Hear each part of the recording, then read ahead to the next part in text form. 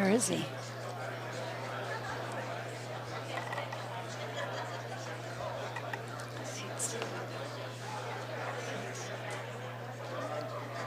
Okay. Good morning and welcome to a forum on the Homeless Services Center proposed for San Luis Obispo. This forum is sponsored by the League of Women Voters of San Luis Obispo County, the San Luis Obispo County Housing Trust Fund, the Community Foundation of San Luis Obispo County, Action for Healthy Communities, and United Way. And generous support has also been provided to us by the County Board of Supervisors, Community Grant Program, and the Tribune. There are 2 seats here, 4 seats up front, so you don't have to stand in the back. My name is Marguerite Bader, and I am a member of the League of Women Voters of San Luis Obispo County. Our interest in this topic stems from our positions on the national, state, and local level on social policy, particularly regarding workforce housing. We thought there was a great deal of interest in the welfare of our homeless fellow citizens and hope to learn what is being done and what is planned to improve it. So our panel consists of Grace McIntosh from SLO, which is Community Action Partnership of San Luis Obispo, Laurel Weir, County Homeless Services Coordinator, and you'll be happy to see she does not look exactly like the daisy on the flyer.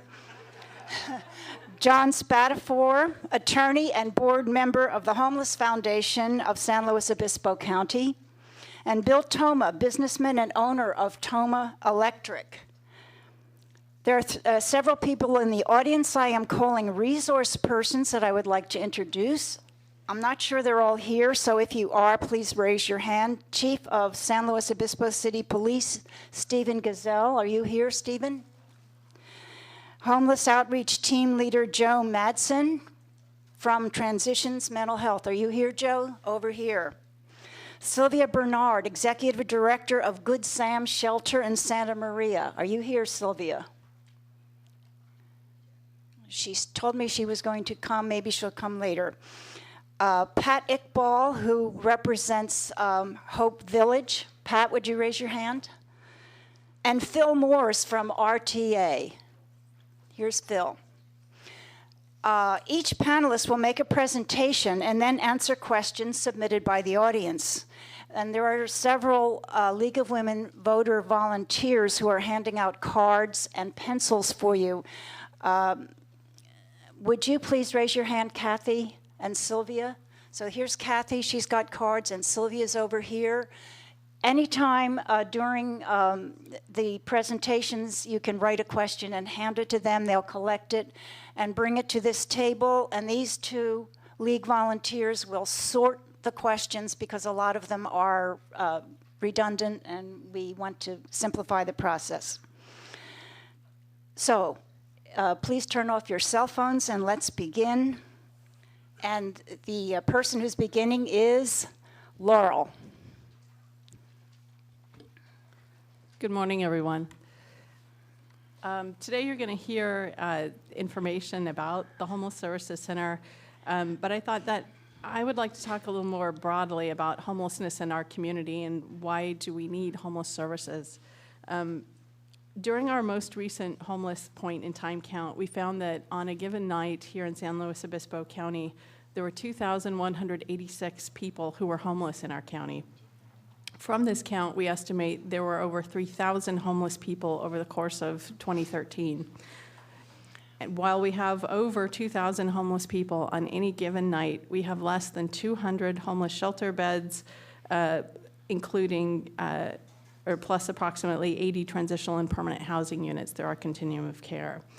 This means that on any given night, approximately 89% of our people who are homeless are unsheltered. And we are, according to the U.S. Department of Housing and Urban Development, we have the 3rd highest percentage of unsheltered homeless people in the country of any of the continuum of care jurisdictions. And most other jurisdictions have more shelter, transitional, and permanent housing beds than we do. So there is a significant lack of capacity for folks.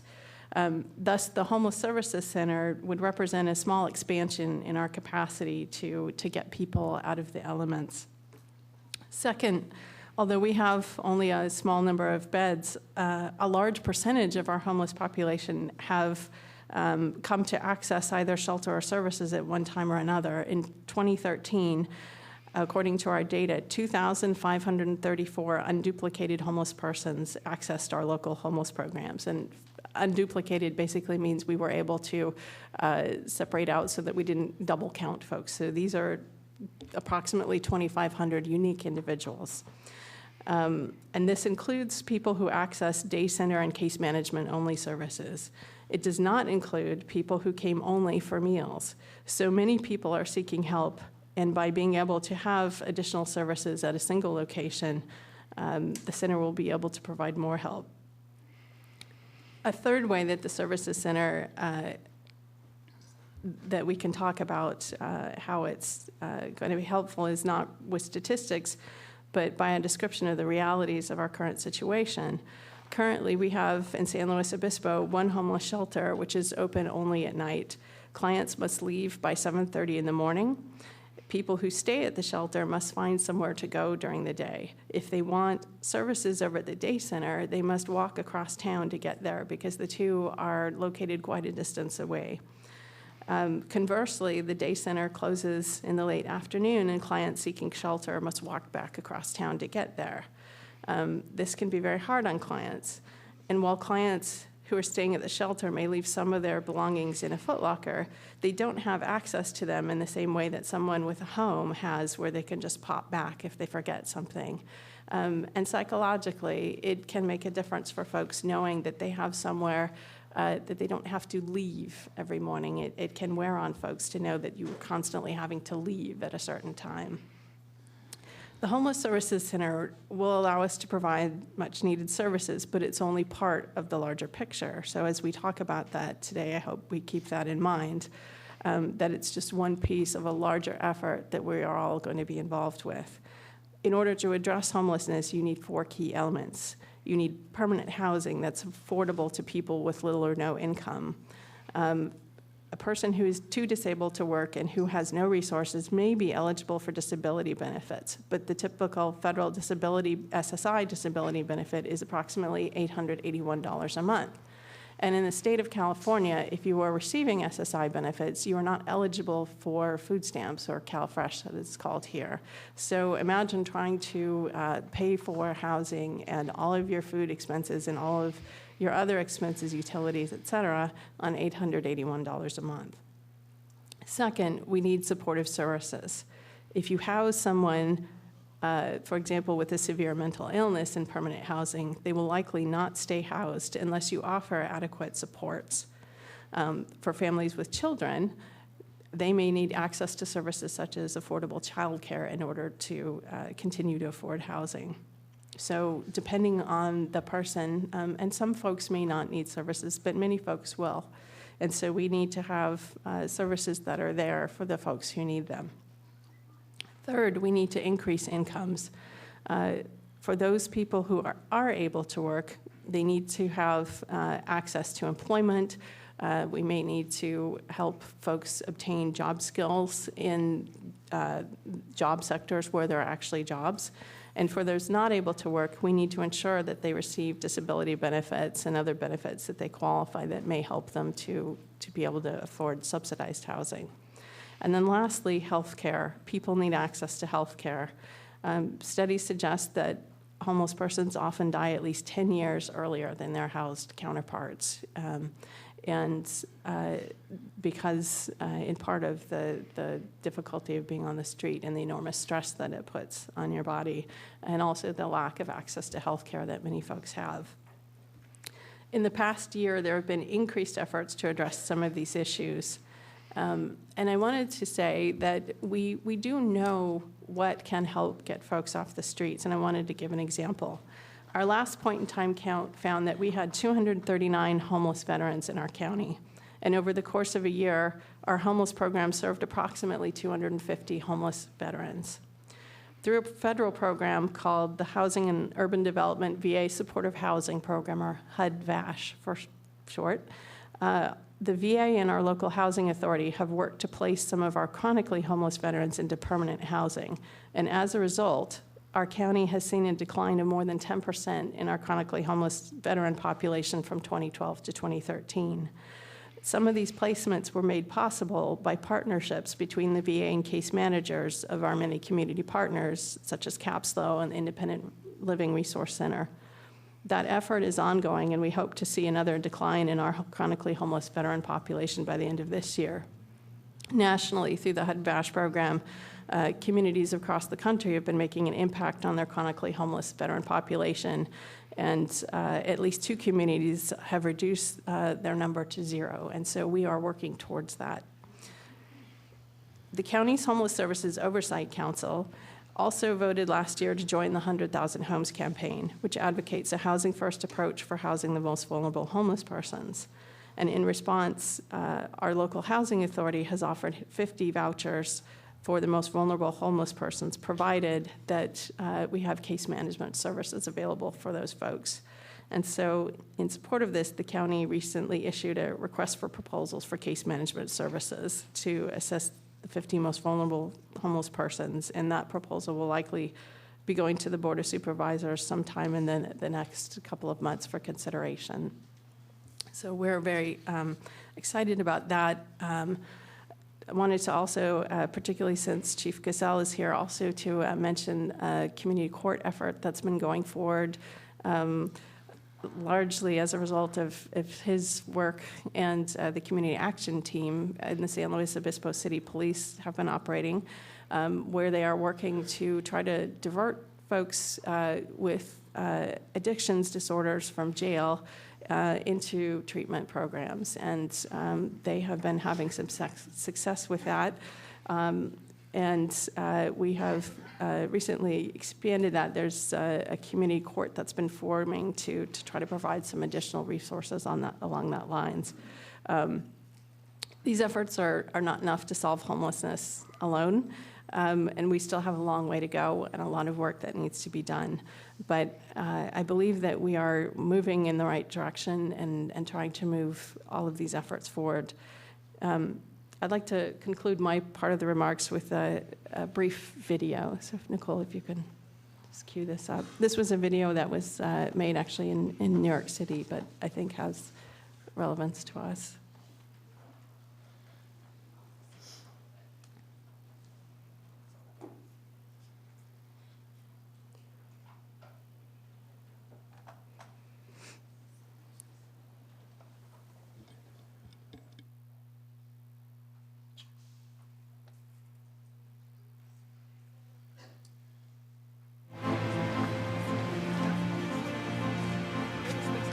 My sister and her family have lived in New York for like 8 years now.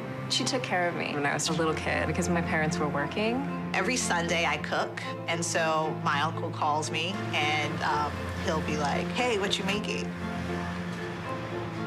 Nobody meets in bars anymore, but I met my wife in a bar, and 34 years later, still working.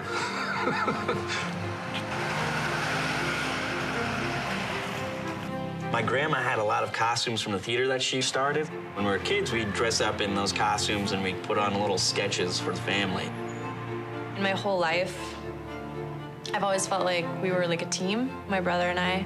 I think there's nobody who can understand you quite like your family.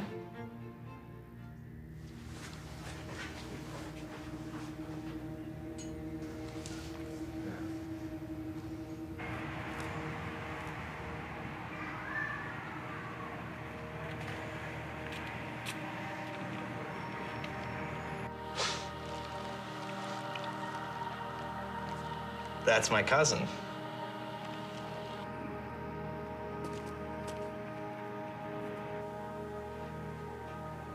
That's really weird.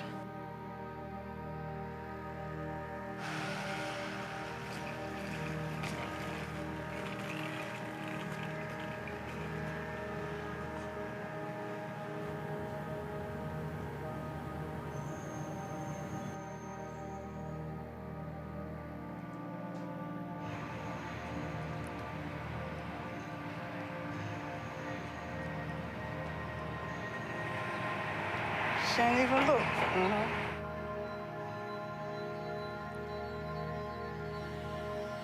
I know she's not homeless because I just hung out with her a couple weeks ago, but I mean, I did not know that that person when I was walking by, it was her. It's, you know, things are a lot more real than you expect, so.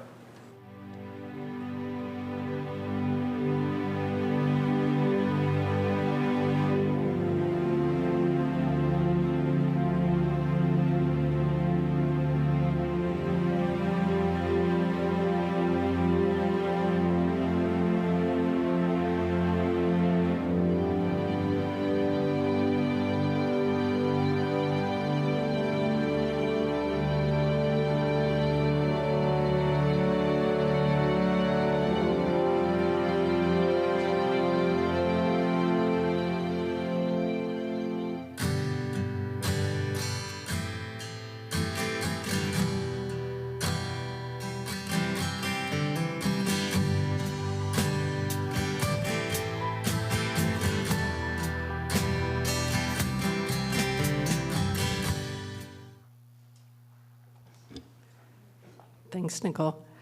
So I just wanted to conclude with that video because as a colleague of mine recently commented after seeing that, it was a reminder that the people that we see on the streets and that we're working to help are somebody's child, somebody's parent, somebody's friend, and somebody's relative. So we work together because we are all of us are part of that community. Thank you, Laurel. Grace.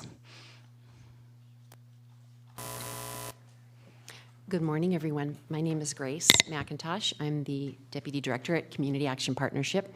And actually, today's Tribune stole a little bit of my thunder, but you know, Laurel ended her presentation just before the video with a very appropriate phrase, "We're moving in the right direction." And I'm so excited, those of you that maybe haven't had a chance yet to see this morning's Tribune, but we did open escrow on 40 Prado yesterday. I can't even begin to thank all of the people, and very much the two gentlemen, and even more so my personal hero, the one all the way at the end, for making this a reality. But we are moving in the right direction. 40 Prado is going to be a reality. And even though I'm sitting here representing Community Action Partnership, I must tell you that as we move in the right direction, there are so many people, so many organizations, so many volunteers that are standing up here with Community Action Partnership. And that's really what I want to talk about more than anything today. I can only name a few, but right now I can tell you that I thank our police chief. I thank the efforts that he's making. He's standing here with us. I thank county planning. I thank the Interfaith Coalition for the Homeless. I thank county mental health. I thank county drug and alcohol. I thank the VA. I thank People's Kitchen. I thank Friends of Prado. I thank United Way. I thank TEMA.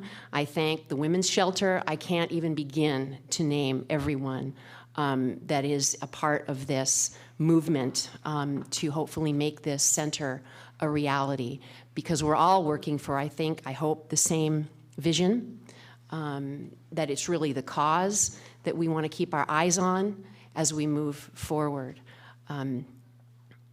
We will be consolidating at 40 Prado the activities that are currently going on at Maxine Lewis Memorial Shelter, at Prado Day Center, the Interfaith Coalition for the Homeless that has been so incredible in providing the overflow services night after night for our families with children, and our case management activities.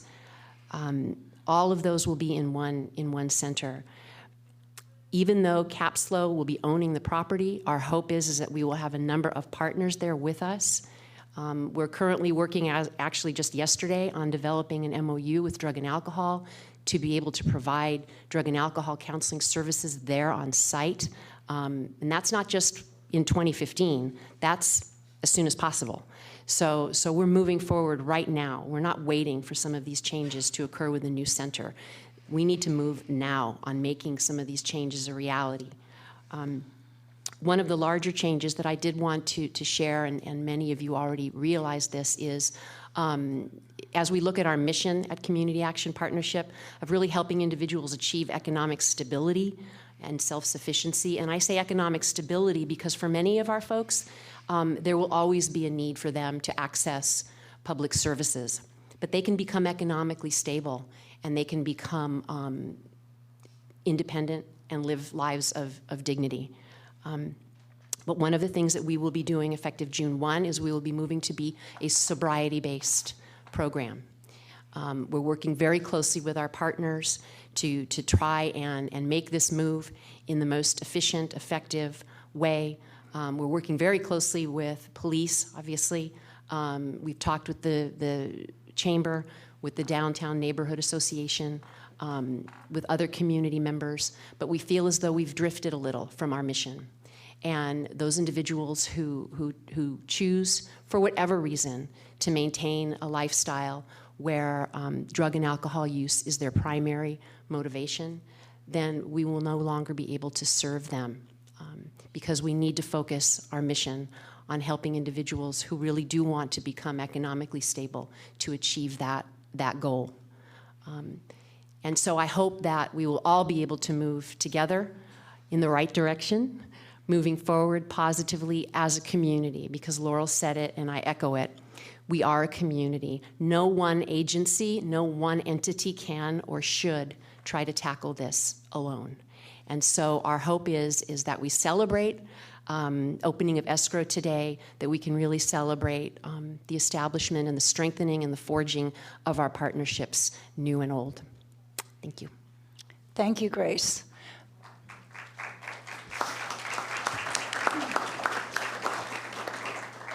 Bill. Thank you, and good morning. My name is Bill Toma. I'm a local business owner, a longtime resident of San Luis Obispo. I'm here representing myself, but my name got in the paper a couple times there, so I think that might have something to do with it. I represent the sentiments of many business community, and especially those in the South Higuera Street area that were initially concerned. I feel strongly that I represent many in this community who have had concerns for the direction we were headed back in 2011 and 2012. We had many other businesses. We and many other businesses have supported homeless services over the years. We volunteered materials for Maxine Lewis shelter. We donated all our engineering services for Prado Day Center and the labor for the construction of the Day Center. Sat on the Friends of Prado board for 2 years. Helped with the annual campaign, donated cash to the People's Kitchen, Friends of Prado, the County Food Bank. Our business community is very compassionate and has demonstrated that time and again. It cannot be said that we have not been here the whole way. We could have probably done better, but we've been there and been supportive. When the South Higuera property next to the social services building was identified as a location for the homeless services, we immediately had concerns and expressed them from the outset of the process. Some of those issues were size of the facility, what are the programs that will be offered at the center. A lot of the things that Laurel and Grace have talked about weren't fully vetted yet. What might be the activities at the center? How would parking be accommodated on such a small site? How would enforcement and security be dealt with? How do we care for those that need our help, separate from those that are working the system and causing problems? Would all clients be in a program to help them out of their situations? What is the cost of the facility? Was it too ambitious? How would funds be raised for the ongoing operations of the center? How would the housing of animals work in the business district? How would all the services be coordinated to the best and most efficient use of funds for the benefit of the truly homeless? Orientation of the building on the site. Was it going to be towards the street or towards the business park? Would People's Kitchen serve all clients regardless of being in a program or trying to work to end their own homelessness? Had alternative locations been considered? Was the site selected properly, and was it vetted, or was it just the cheapest one and it was free? A good building on a bad site is a bad project and bad planning. as you will live with those impacts for the life of the project. Answers to those questions were maybe unclear. They were maybe clear in some people's minds, but they weren't clear in our minds at the time. And we're still in flux, and we didn't find comfort in knowing that we didn't know. We began asking serious questions at that time. Why were we not considering the purchase of the 40 Prado site? There were a lot of benefits that many of us could see for that site. It was a site that was larger, that would mitigate some of the concerns that were questions that were raised that I just spoke about. This site was for sale, and it was 10 acres instead of 1.2 acres, with room to do much more. The site is not close to residents and neighbors where parking would be an issue, noise.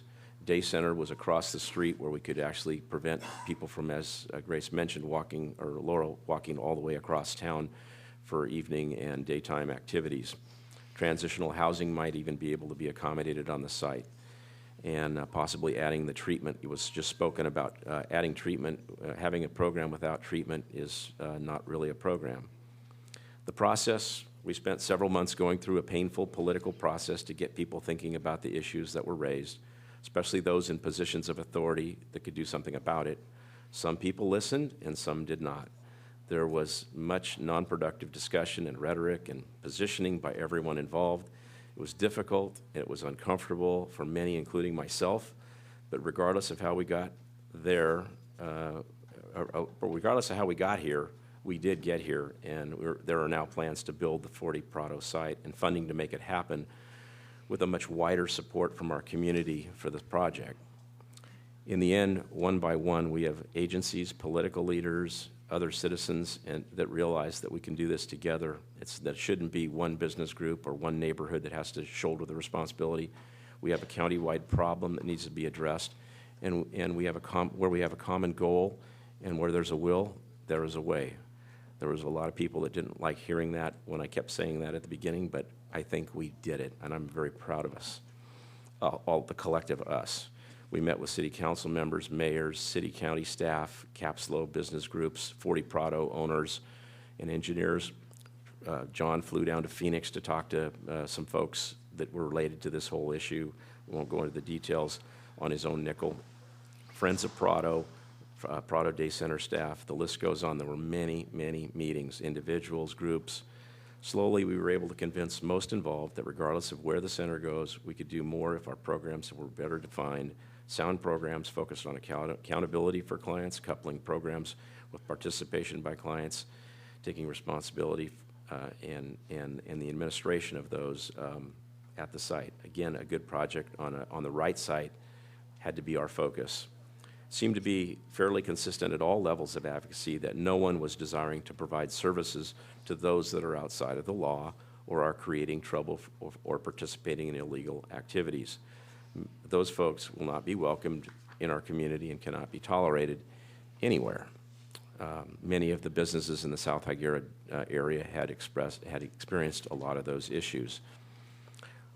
We've come a very long way in a fairly short period of time, and the pain will be worth it when we hear from John Spatafor here today about where we are now and what we've done and what the next steps will be.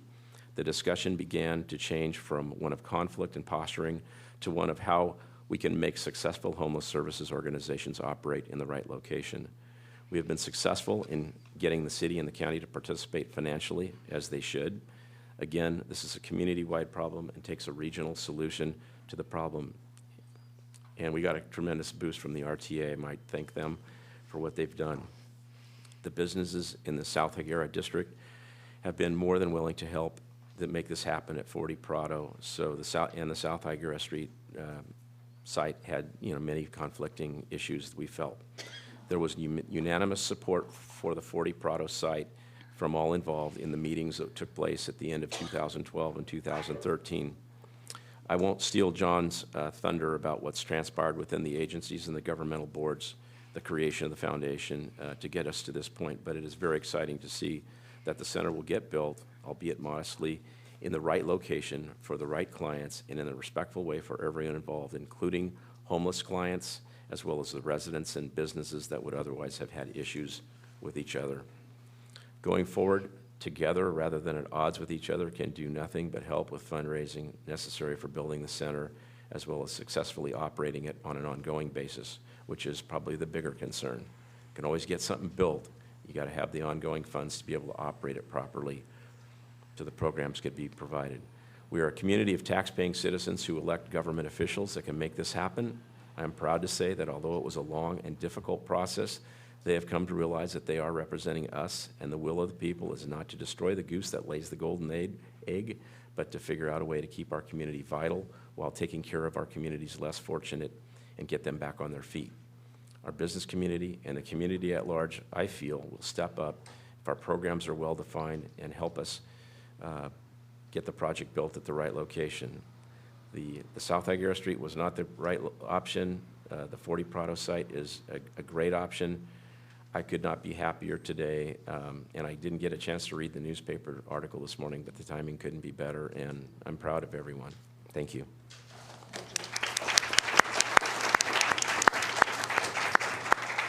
All right, John. Thank you very much. Good morning, everybody. Thank you for coming. Also, thank you to the League of Women Voters and the other sponsors that have supported this and made this available today for the community. And thank you for everyone who came today to be part of this discussion. And I look forward to questions. I wanted to spend my little time talking about the community that has created what we have today. We have a compassionate community. We also have an expensive community. And sometimes both of those factors create situations that you can find results or you can find a path forward, but it also creates difficult situations for many, many people. My background as a lawyer, and more importantly, as a parent, has led to my wife and my two girls taking food to people's kitchen over the years, being at the shelters overnight at the churches and the synagogue, seeing firsthand the impact of homelessness.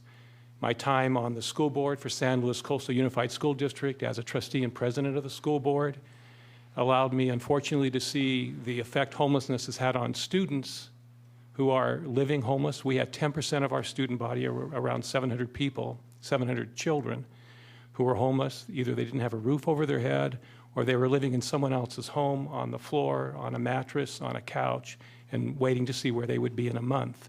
It affected their ability to be students. It affected their ability to stay in school, even though their parents had the best intentions. For 34 years, I've been an attorney who represents individuals who have families, who have suffered injuries or illnesses and are not able to work. I have seen people who have owned homes for 40 years, who have reduced income because of injuries and illness, who are finding that they must pay some of their medical care, sometimes pills costing in the hundreds of thousands of dollars, paying for tests that insurance companies won't authorize or can't authorize, or there's a long process, and their health and their life hangs in the balance. I've seen them spend down their savings to make these ends meet, losing their homes through foreclosures, places that they've owned for quite a while. That's part of my own experience that led to where we are today for me. 4 years ago and many years before that, a lot of people, many in this room, began realizing that not only is there a requirement by statute that every community have a homeless center, but it was something that the conscience of a community would support and would find a way to accomplish that. And this process, although long and arduous, as Bill and the others up here today have talked about, who I also thank for being here, it's well worth it. The one thing that I think is important for all of us to share is to see the number of people who are involved in this process. Every agency, both governmental, nonprofit, and volunteer, have staff. And at the city and at the county, staff have been working for years to find solutions. The county began the process when they looked at their own property. The city has continued the process, as they have done everything necessary to find a way for this piece of property at 40 Prado to become a home, not only for the Regional Transit Authority, which will be its hub, but also for a homeless center that will provide services. The county, although they began this process, have continued to support it. And as others have mentioned, it's been a long journey. I can't say enough about Community Action Partners, who began providing homeless services, and it was a very small part of what they do in our community and throughout the state. It comprises 6% of their programs. And they have learned, along with all of us, that this is a complex issue that takes maximal support and input and coordination and cooperation, and they are doing a terrific job to start addressing the changes that are necessary in providing services to people who find themselves homeless. I also want to mention the members of the foundation for the Homeless Foundation for San Luis Obispo County. There's a list of them down on the table, and that gives you their background. These are community members who commit their time and effort because they're committed to this, and they bring a background understanding what a community that is compassionate can provide, but also the realities. And I also would like to mention places, the Housing Trust, Jerry Ryu, who's here. Housing is a critical issue, as others have mentioned. Jill Bolsterwhite is here, and she's working on programs for veterans and doing creative things. There are many people, nonprofit and otherwise, who are working with these governmental agencies and with just individual volunteers to make this happen. I want to mention SLOCOG, the Council of Governments, who is working with RTA on their 7 acres. The Homeless Center will have 3.2 to build upon. SLOCOG has been involved with conversations with Mayor Marks, other council members in the past about the potential of 40 Prado as a joint project. Everything moves slowly. It takes time for things to happen. But eventually, a year or so ago, Pete Rogers came and he talked to me at a dinner that we were having with our wives, and he said, what about that 40 Prado site? We still need a place for the RTA Center. Is there a possibility? So Bill mentioned the trips to Phoenix, the conversations, the fact that the city of San Luis Obispo has become intimately involved with this, not only in their staff, but in their political leadership and the police chief of our community, along with the sheriff and the county supervisors. So this started a process of everybody analyzing, looking at their role in what they can do and what can be helped relative to coordinating. Coordination and cooperation has allowed us to get to where we are. RTA has been a huge partner in this success because they brought the majority of money to the purchase. Their contribution and the fact that they'll have a better regional hub allows the homeless center to be situated on 3.2 acres, owned free and clear. There is no debt on that property.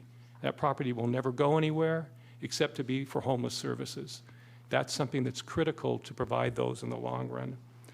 Finally, I want to mention some important factors, and then I'll close, about a compassionate community, but an expensive community.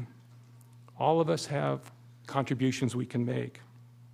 It's clear that when you have people at the nonprofit agencies, Grace McIntosh, Jim Familette, Biz Steinberg, you have people on City Council, on the County Board of Supervisors, you have people like Councilman Dan Carpenter, who's very concerned about the faith-based groups being involved in the way forward here and also in future housing, that there are many components to what we need to accomplish.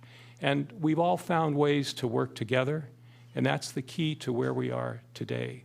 We found a better location, we found assets, we found the ability to coordinate, and now we're cooperating towards receiving and developing something that's going to be helpful to those who need that assistance.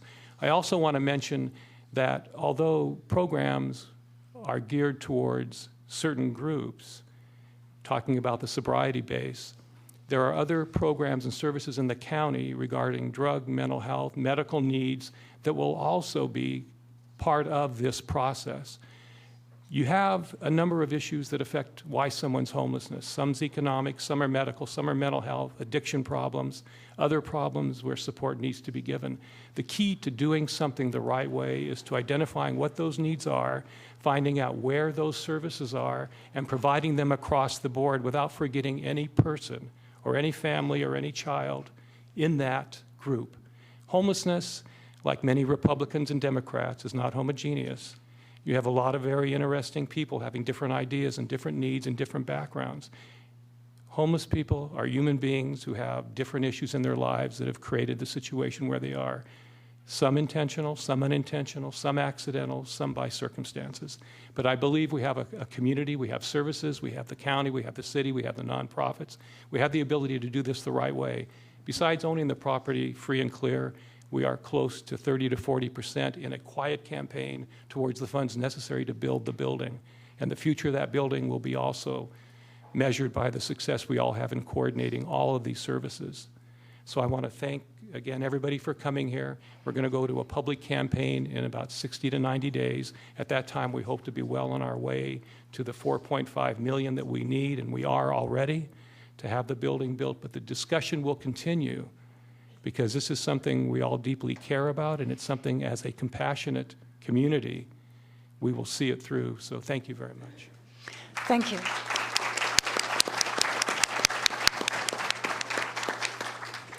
Remember, if you have questions, just if you've written one on a card, put your hand up. Here's a question here and here. I'm going to ask.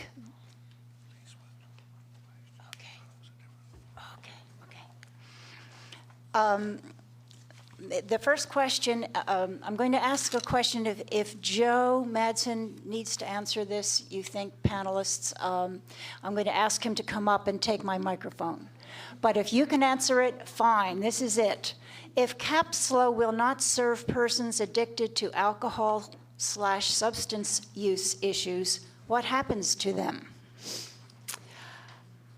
Who wants to take that? Well, Grace, you're SLO.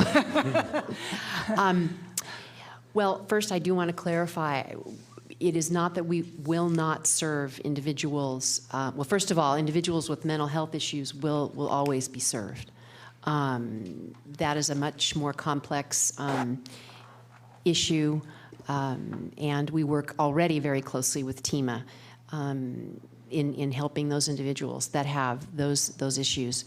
Individuals that are consistently under the influence of drugs and alcohol, that are tested and fail the test in terms of drugs and alcohol, will be asked to leave. There is no one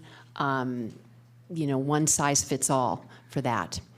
We are working right now, our staff, we're having a series of meetings this month, throughout the month, to really develop what are going to be our policies and protocols around that.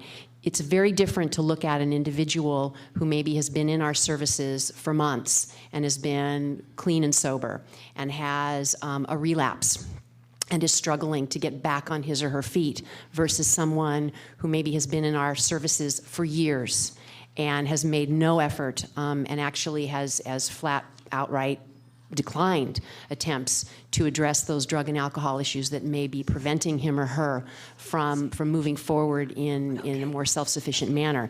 Two very different people. And so there is not going to be one answer for those individuals. So when I say we're moving towards a sobriety-based program, that is going to be the foundation of our program. The expectation will be is that you are sober or you are moving in very substantive ways towards becoming sober. We have no intention of turning people away that truly, truly want to change their lives. That's what we're all about. But there are those individuals who, and John, I think, said it, for whatever reason, whatever circumstance has brought them to this place, choose to continue to engage in that lifestyle. And we just simply cannot be everything to everyone. And so those individuals will no longer access services. We will work with our partners, as we do now, to let those people know. But ultimately, it is their choice. And we really need to give them the dignity to make that choice, even if we may disagree with that choice. Thank you. We have many questions along those lines, Grace. I have at least 5 or 6. So I may ask the question again, and you may have to revisit it. I don't want to necessarily take away from other individuals. I know there is a time frame, and so it's up to you, Marguerite, but if you want to maybe have, we could certainly have a separate time where I could meet with those individuals or afterwards. Okay. That's up to you. Okay, whatever she's. Okay. I'm going to change the topic right now, and I'll get back to that one. Is the plan for housing people based on shelter or housing? Will people stay there throughout the day? Yes, the point to consolidating programs is it's a 24/7.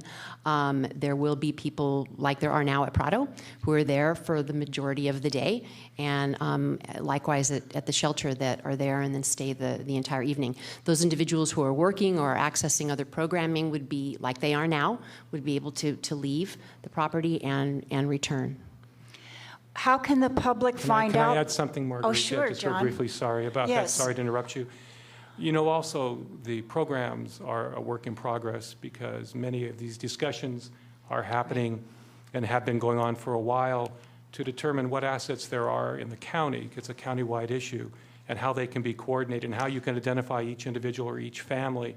Some adults, single or intact families, have children who find it difficult to be around individuals who have drug and alcohol or are violent prone, and that's an issue about how to address different groups, which is what Grace is talking about. Other issues are dealing with who will be able to provide services. You have the Community Health Center, who is already providing medical care at Prado. They will be part of the new center. You have the county mental health workers who are providing mental health workers. They will be asked to be part of the new center. You have educational facilities through the County Department of Education, where programs will be developed so children who are there will have after-school assistance with computers, tutors to help them throughout the year that they're in school and hopefully beyond to be able to succeed as students. You're going to have other services there, including kitchens. People will have training. There are going to be other opportunities, and the input from the community, and as each agency, both governmental and nonprofit, work together, that's what's going to be developed. The building is coming, but it'll be what happens in that building, which will prove the success or otherwise for what everyone wants to see happen. Mm-hmm. Thanks. Thank you. I think a number of our homeless members of the audience have submitted questions along the lines of the first one. Where do you think homeless people with drug and alcohol addiction will go when they are not allowed to access the site for services? Shower, food, medical, dental. Do you see it increasing the homeless living in the creek beds downtown?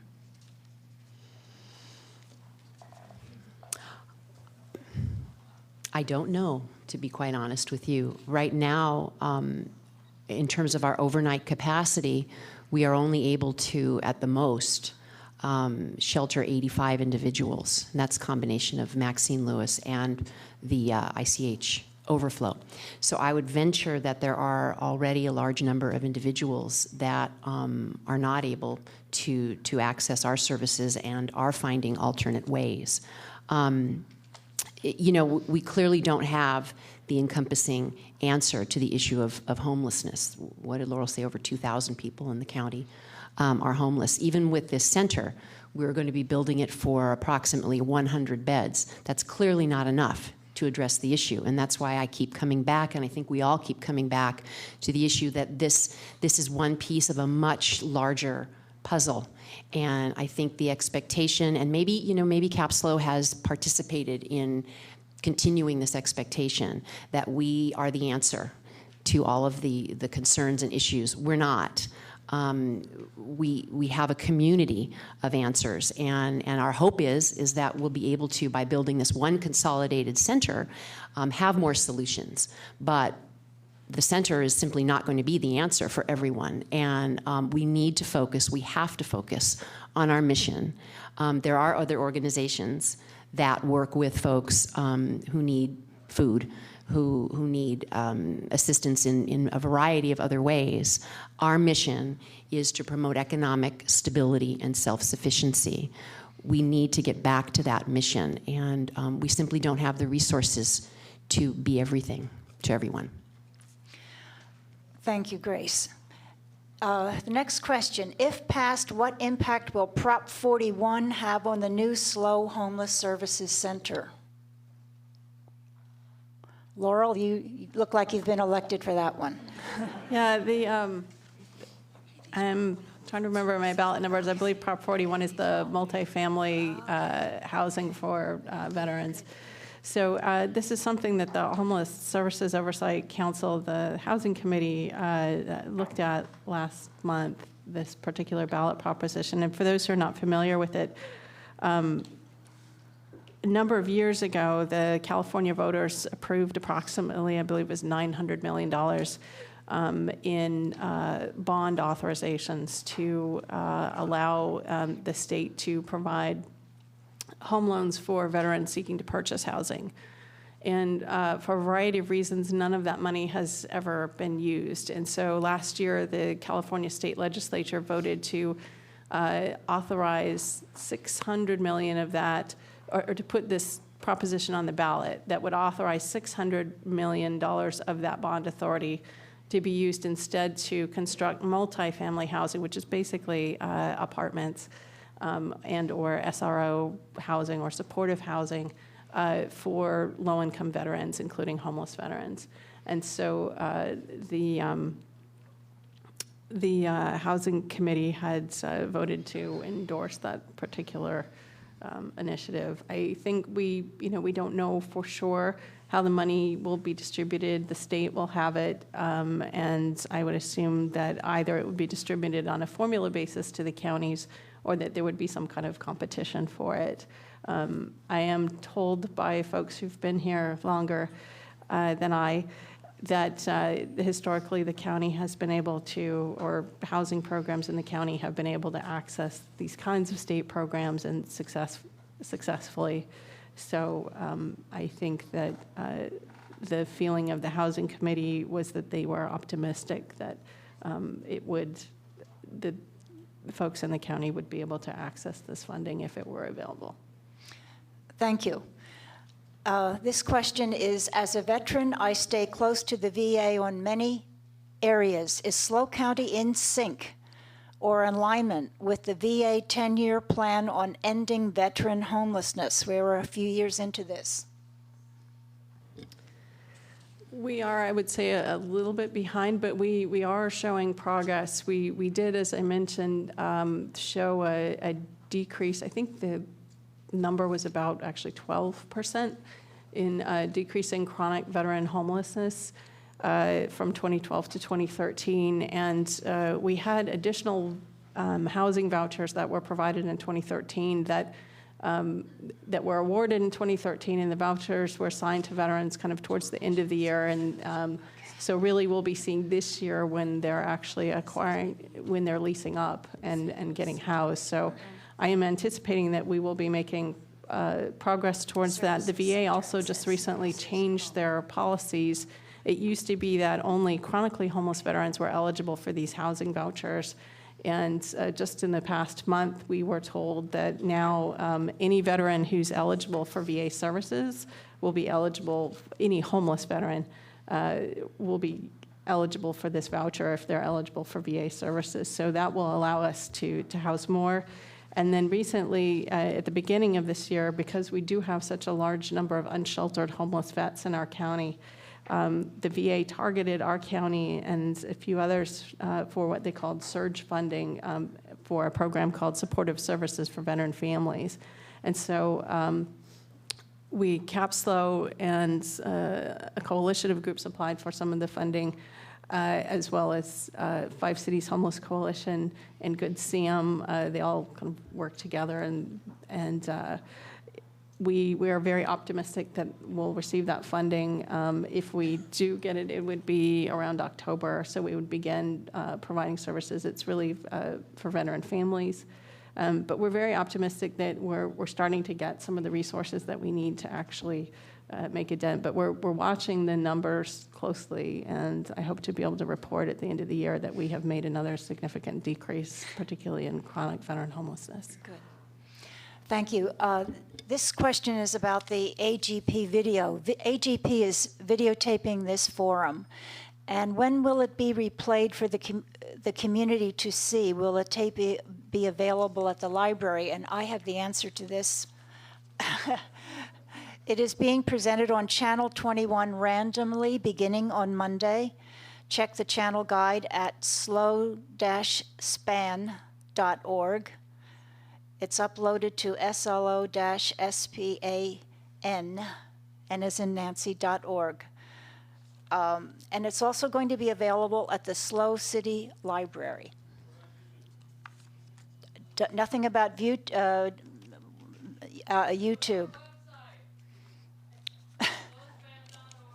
SLOSPAN.org. It's going to be on the website.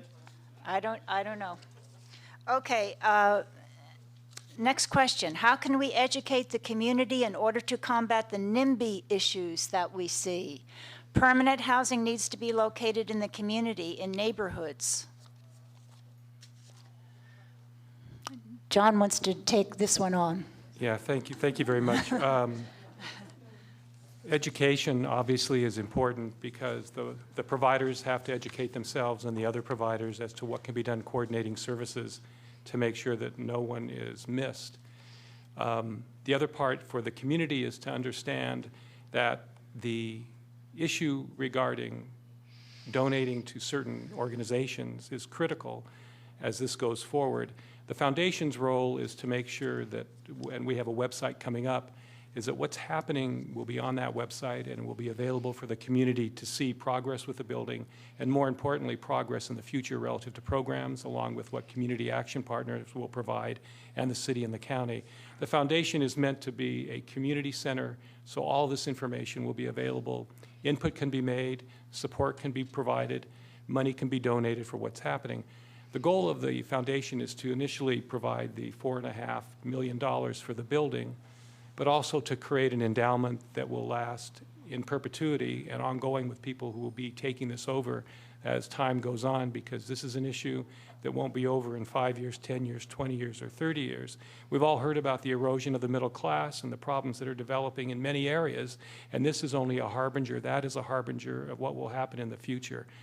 So the idea is that the community will have a lot of resources that will be sharing information with each and every one of you, and that's going to be the lead for all of you to stay connected. The foundation is meant to be a community face and a community head in this issue as it goes forward towards a building and more services. So again, I thank you for being here, and that's going to be an ongoing and developing situation. But I think you're going to see better coordination, cooperation throughout the county, because this is a county issue. So we hope to find that success as we move forward with everyone involved in this issue. Thanks. Thank you. May Bill? I offer a comment on that as well? A lot of you can probably look at me and say, you're a NIMBY, you didn't want it in your backyard. You can take that position. Realize that we moved it down the street less than 400 yards to a new location. It's a better location because more can be offered there. There were too many problems with the existing location, and there was parking problems, all of the issues that we raised. The fact that we could not be able to provide the additional services on site was a concern for us.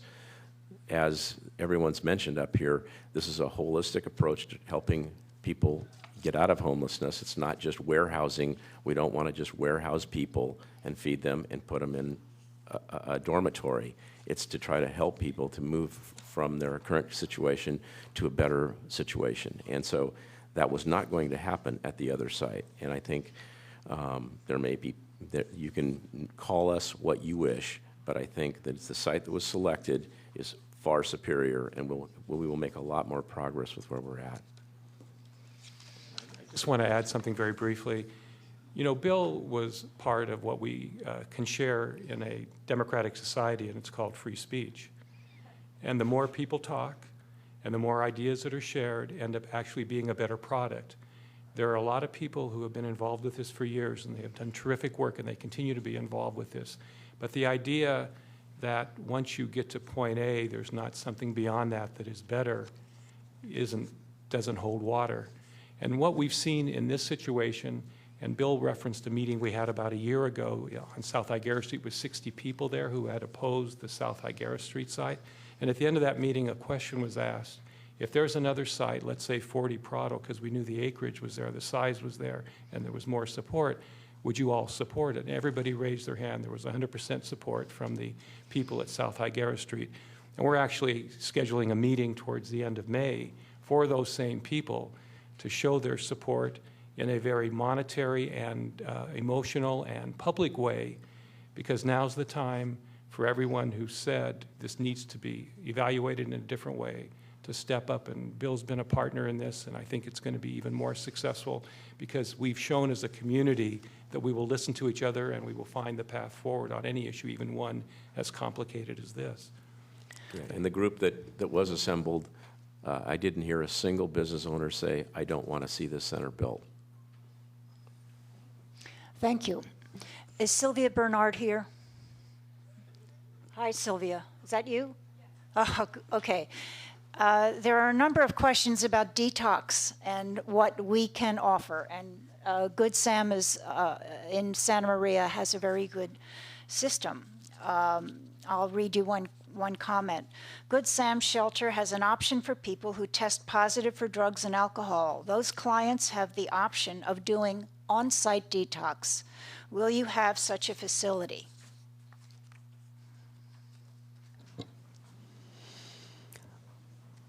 As a professional in the field, of course my answer would be yes, I'd love that. It's not that easy of an answer, however. Actually, just yesterday I was talking with, is Jana here? Jana Nichols? Yes. Or was it yesterday or day before? About this, about the detox and the incredible job that Good Sam has done. And I said, we got to go talk to Sylvia. So I'm glad you're here, Sylvia. I do want to talk to you. We've talked about the need for detox for years and years and years. I don't think there's anyone in this room, I would hope, that doesn't believe that that's an absolute necessity in this county. But there's very real reasons why it hasn't happened. Cost is primarily one. Now, I believe that Good Sam's detox is it's a non-medical. Is that right? If Okay. you are speaking from the audience, you need to have come to the microphone. Oh, okay.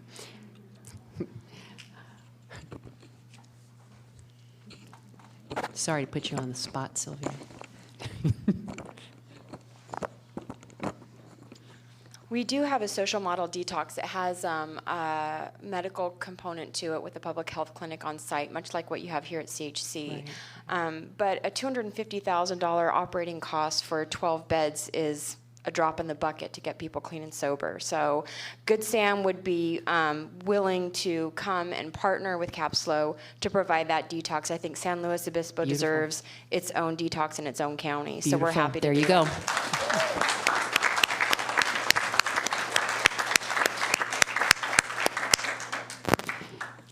So let's talk. Okay, I would like to invite Pat Iqbal up here to answer this question, what is Hope Village?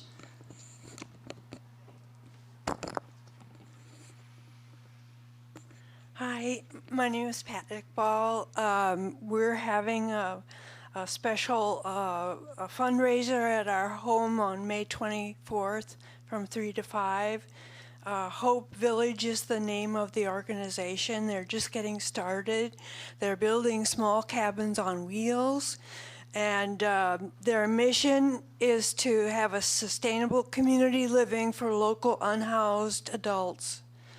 It will consist of a common house with a commercial kitchen, dining area, bathrooms, and laundry facilities. And they say, imagine a small neighborhood of attractive tiny cabins on wheels, organic gardens, and barn workshop with space to develop micro enterprises.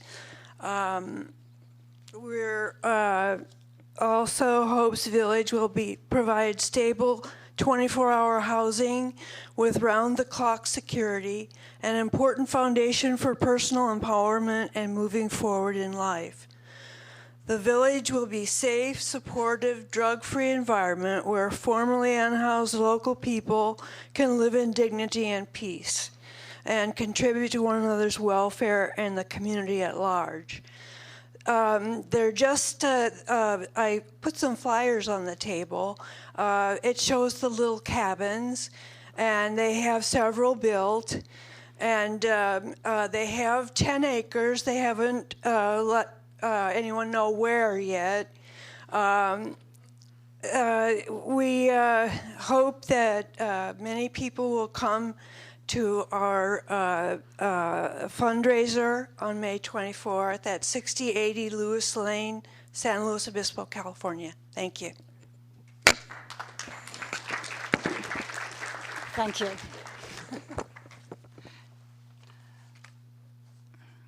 Next question, what provisions are we going to make for a safe parking area on this new site? I believe the 5 spaces facility we have now is important, and it did play a key role in addressing impacts of the no camping rules that the city established in late 2011. So what is the provision for safe parking? I'm assuming everyone here knows, but just for those that don't, at Prado Day Center right now, after hours, there is the ability for up to 5 individuals who have vehicles that they would live in to stay there overnight in safety and park there. And I know that, again, in terms of specific numbers of vehicles, I know that we remain committed to the safe parking program. In fact, we're working with the city right now on looking at maybe possibly expanding it for 2 more spaces. So that is something we are committed to continue to do. And but I can't tell you how many at this point, other than to say we are committed to continue it. And then I was just going to add something briefly.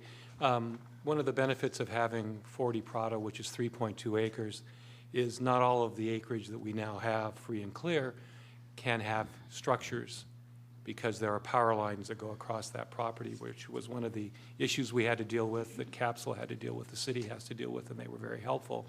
So the possibility of continuing, as Grace mentioned, is enhanced with some additional space, because although you cannot have buildings, permanent structures, people living, working there, you can have vehicles in a greater area than now is provided at Prado Day Center. So the possibilities, as Bill mentioned also, with 3.2 acres is a positive. Thank you. How do you plan to address the lack of head of household or living wage jobs in SLO County, particularly the city of SLO? Where will these homeless find employment? You know, I'll give it a shot. I only have 2 staff people, and I don't intend to add anybody, but that's kind of a flippant answer, and I apologize. You know, I think as a community, that's an issue that faces even more than homeless people. There are people working multiple jobs that don't have enough income for suitable housing or to be able to take care of the necessities of their own family situation. It's a community issue. And my time on the board for the Chamber of Commerce, my work with other organizations in the community, I think more can be done for developing internships, training programs. I think Cuesta College can become more involved with training, maybe at the new center.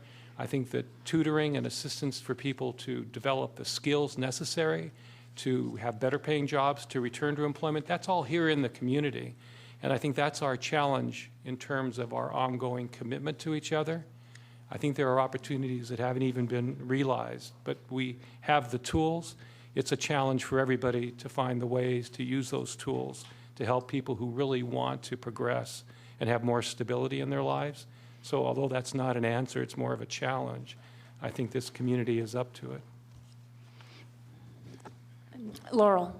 I just wanted to add, the Department of Social Services has been working on developing for families who are on CalWORKs, which is known nationally as TANF, or Temporary Assistance to Needy Families. Some people may know it as welfare. But has been trying to develop, or has been developing a small subsidized employment program where if an employer agrees to hire a parent who is receiving CalWORKs, a parent who might not have job skills in that particular industry, that they would provide some on-the-job training for them. In return, the department would subsidize for a certain number of months the employment of that person to reduce the cost of hiring that person, and with the goal of the employer actually continuing to employ that person after the subsidy ends. So if there are organizations out there that are interested in that, I would encourage you to talk to me or our department about that. Thank you. Bill? I was just going to say that, you know, again, the chamber would be a resource, as John mentioned. But if you think about the fact that we're consolidating services into one facility, so if you're a client and you're spending half your day walking from one side of town to the other side of town, you don't have a lot of time to be looking for a job. The facility would allow you to be showered and shaven and ready to go to work and look the part, if that's what's necessary for the employment opportunity. I don't know if that's going to happen at the facility, but I can certainly see that being in one location is more like being at a home, at least to get yourself off the ground. And then again, ultimately into your own home where then you can begin to live your life and seek employment. I think everyone in the community, again, the business community has been, I think, very compassionate, and I think we all get it. We have a lot of work to do to put people to work. As John said, it's not just a homelessness issue. Underpaid jobs is a big problem in San Luis Obispo.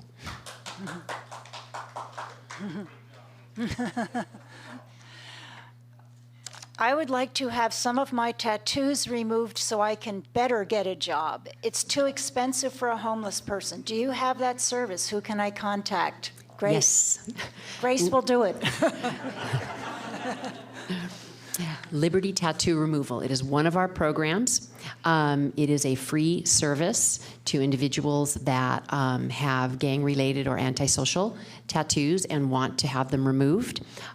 We have clinics at Sierra Vista Hospital once a month. All of the space and the time of the physicians is donated. It's an amazing, awesome program. In exchange for getting your tattoos removed, we do ask that the individuals give back in terms of doing some community service. But it is an awesome, awesome program. So yes, call us, and we can give you more information. But it's the Liberty Tattoo Removal Program at Sierra Vista. Thank you. Thank you. Please explain how the property is being purchased. Where is the money coming from? How a grant for construction is to be used for purchase of property? How can these numbers be made clear to the public? Transparency is of the utmost importance. Good question. This is a fantastic story, and I'm glad to have the opportunity to share it with you. 40 Prado has been appraised at $3.25 million. That's an appraisal that was done by the Regional Transit Authority. Negotiating with the owners at 40 Prado, two gentlemen, they were willing to sell the property for $2.25 million, $1 million under market value. Then the question became, well, how do you raise $2.25 million to purchase property in today's environment? It began with conversations years ago through city council members and then Pete Rogers from SLOCOG at a dinner party. What about this? We have two needs. We have a need for a center. We have a need for a regional transit authority. Could anything happen? We began discussing it. Trips to Phoenix, as Bill's mentioned. Turns out that of that $2.25 million, $1.53 million was sitting in a bank, or shortly thereafter began sitting in a bank to be used for the purchase of the 6.8 acres that RTA will need for their regional transit hub, $1.53 million. The rest of the money, roughly $721,000, my math's not good, that's why I became a lawyer, became available because of a miracle.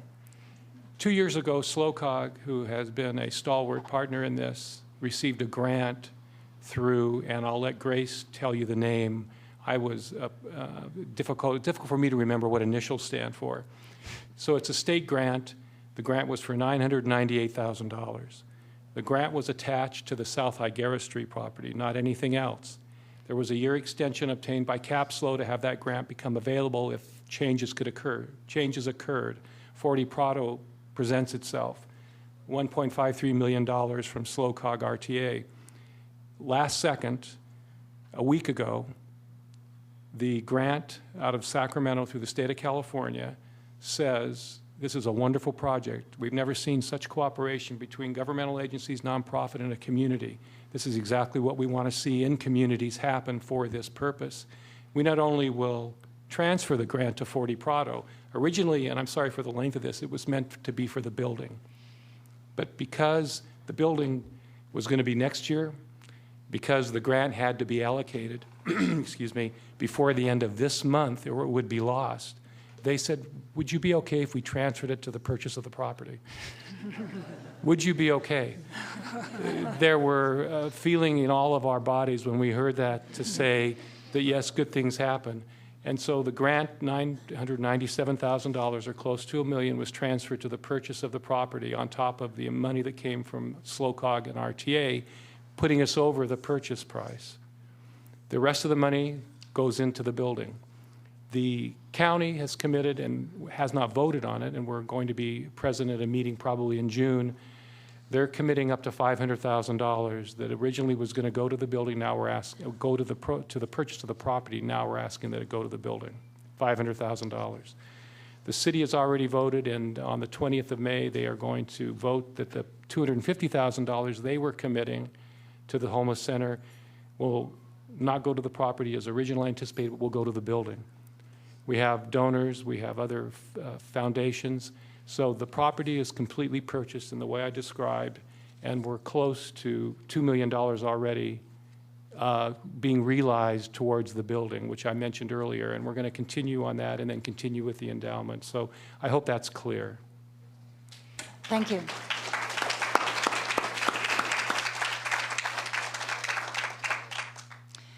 And again, that grant didn't get extended through their good nature. There was a lot of work behind the scenes by both Biz and Grace, and John wrote a letter to Honig and Cacho. There was a lot of coordinated effort, and it was, and who else? Jim Famulette, yes. Jim. And finally, just on that note, and I'll move on, Jim Famulette and I were at a meeting with several others, and he got a text message from Sacramento that said, can you give us the address and the information for escrow? So we can send the money, and that was a pleasant surprise. So don't ever turn down a phone call or a message on your phone. Okay, thank you. Instead of denying the addicted homeless services, have you thought of a harm reduction approach? Since it is legal for people to possess syringes and harm reduction supplies, what are you going to do if someone has those items on their person and wants services?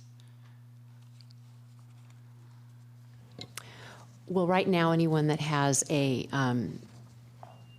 prescription is under a doctor's care. Medical marijuana comes to mind. Any of those individuals are already allowed to have services. So that wouldn't be a change. There are parameters around that. It has to be in the bottle, original bottle, things like that. I think, again, what it really comes down to is the philosophy of what we're trying to get back to, which is our mission of helping individuals achieve that economic stability and self-sufficiency. And so we really aren't out to punish anyone, but we do have to acknowledge that there are some folks who choose a lifestyle that, again, we may not agree with, that isn't compatible with our mission, and they have a right to live that life. But in a way, we can no longer enable that lifestyle in our facilities. You know, one of the things that we're talking about, and it's really exciting to talk about the potential services that we can bring into the center and all of that. One of the reasons why we made this decision, in addition to the obvious mission compatibility, is safety for our staff and our volunteers. If you walk onto Prado at any given time, but especially around lunchtime, you're going to see about 120, 30 people there. There's 3 staff there. 3. In fact, 2 of them are right back there. Incredible people.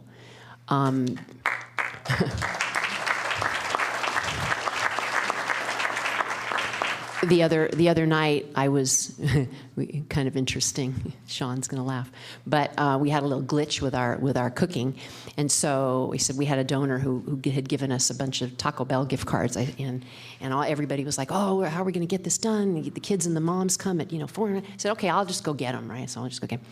So I go and get the first batch and bring it, and the moms and the kids are there, and it's wonderful, And then I go back and had to go back twice because we had so many people. Who show up. The men then show up in the kind of second wave, and I'm looking at, I don't know, Sean, how many would you think were there? Maybe 75, and it was early still. Primarily men, all kinds of individuals there.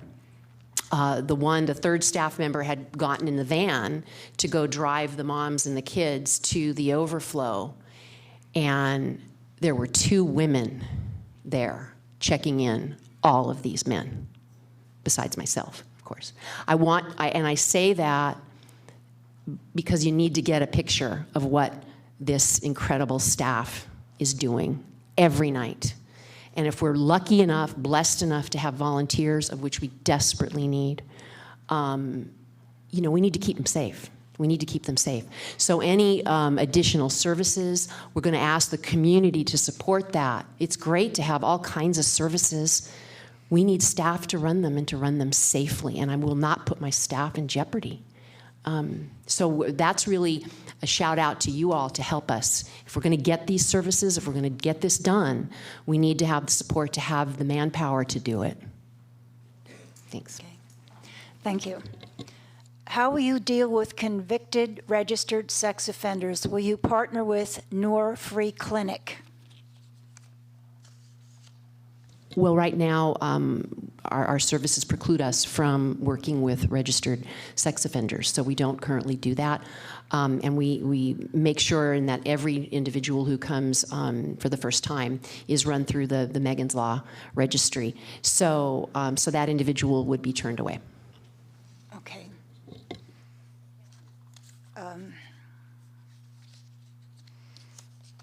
What are we doing to address needs in South County, especially since People's Kitchen has lost its operating site?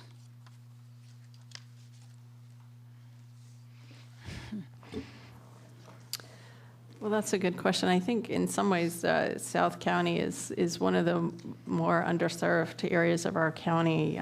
We don't currently have any shelter facilities down there. We do at least now have in recent years, the 5 Cities Homeless Coalition, which has been partnering with some of the other agencies down there to provide some services for those who are working with case managers. And so I think that's been a real bright spot down there. More recently, the Community Foundation just announced a grant to do rapid rehousing down in South County. And the applications for that are due at the end of June, and that would provide approximately $800,000 to provide rapid rehousing to folks, and it's targeted at people who are at 30% or below the area median income. And what that means is that we'll reach folks who are homeless, and it's targeted at folks who are homeless, but it reaches the very lowest income folks, which will be a challenge for whoever has that grant, and we will all have to work together because in order to allow people at 30% of the area median income to sustain their housing, we're going to have to work really hard to increase incomes. And so that's really going to take the coordinated efforts of all of us. Thank you. Our economy victimizes many people who are otherwise competent to make their own life decisions. Is there a risk that requirements to enter case management will deter some of them from seeking help for fear of losing personal and family autonomy? I don't quite understand the question. There apparently concerns about entering case management is going to affect them in other aspects of their lives. Is it a privacy question? About I'm not sure. I'm not sure. Well, I can tell you right now, our case management program, like any program, does have expectations and parameters. It's a goal-based, strength-based program. Individuals will access that either through open assessment at Prado or Maxine, or if it's in South County, they'll go to our Manhattan Street office and do that. The goals are individualized, and so a case manager will work with that individual to develop whatever goals that they in particular need. So there's no one size fits all again. And I'm really not sure, and maybe after this is over, the person who asked this question maybe could come up and clarify a little bit. But the rules for accessing case management will not change with this new center. Okay. Will there be small group programming and appropriate meeting space in the new facility, soundproof for confidentiality? We haven't gotten to that point, but I would imagine there will certainly be room for meetings, for group meetings. Oftentimes, and I've worked in a number of facilities, rather than soundproofing, you have the noise machines that therapists will put outside their offices or something like that. But we'll definitely look at all of the options. But we do intend on having certainly drug and alcohol groups, CHC, and I don't think I included them in my praise, and so I definitely want to praise them. They will have, and they have already committed to having space there. As they do now, they have a mobile van that actually they're going to be increasing to include services at Maxine Lewis in the very near future. But so there will be meeting space. Whether or not it's soundproofed, at this point, I couldn't say. Okay, we're coming to the end of our time. Add to that. Okay. The building has not been designed quite yet. It's got a concept, but it's not been designed yet. So the architect, that's what an architect will do, is will go through the programming of that building and try to accommodate those types of things. Most buildings today in construction are soundproof so that there isn't easy transmission of sound. So I'm sure that our architect will resolve that. Okay. Thank you. On the back table, this is just a note from the League of Women Voters. If you have moved recently, you need to re-register, and there are registration forms back there. So you can fill it out, and we would be happy to take it to the county clerk recorder's office unless you want to drop it off yourself or put it in the mail. Our forum has run out of time, and I would like to thank you, the audience. I'm sorry I didn't get to all your questions, and I'd love to have everyone give our panelists a big round of applause.